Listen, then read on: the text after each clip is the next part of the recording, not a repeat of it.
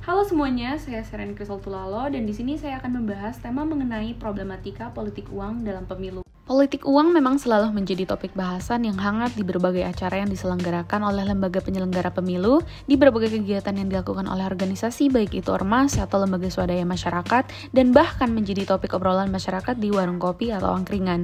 Akan tetapi, pada sebagian besar masyarakat umum masih belum banyak yang paham secara lengkap apa sesungguhnya politik uang atau money politics itu. Di Indonesia sendiri, politik uang masih menjadi salah satu musuh utama dalam setiap penyelenggaraan pesta demokrasi, baik nasional maupun lokal. Istilah politik uang dimaksudkan sebagai praktek pembelian suara pemilih oleh peserta pemilu maupun oleh tim sukses, baik yang resmi maupun tidak, dan biasanya dilakukan sebelum pemungutan suara dilakukan. Politik uang masih saja mewarnai penyelenggaraan pemilihan umum tidak hanya di Indonesia, namun juga di sejumlah negara Asia Tenggara. Sebut saja Filipina, Malaysia, dan Thailand, yang mana dalam pelaksanaan pemilihan umumnya banyak ditemukan praktek politik uang. Hasil penelitian pada 4 negara tersebut menunjukkan bahwa banyak kemiripan pola dalam pelaksanaan politik uang dalam pemilu di negara-negara Asia Tenggara tersebut.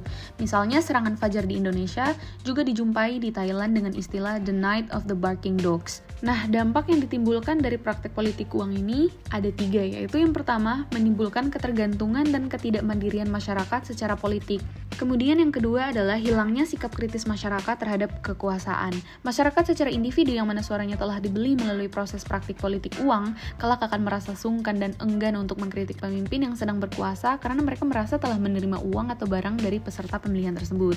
Kemudian yang terakhir yaitu korupsi. Dengan adanya praktik politik uang, maka biaya politik yang harus dikeluarkan oleh para kandidat akan membengkak sangat tinggi, sehingga pada saat terpilih dan duduk di kursi kekuasaan, mereka akan terbebani oleh persoalan individu, yaitu persoalan bagaimana modal yang sudah dikeluarkan dapat kembali secepatnya.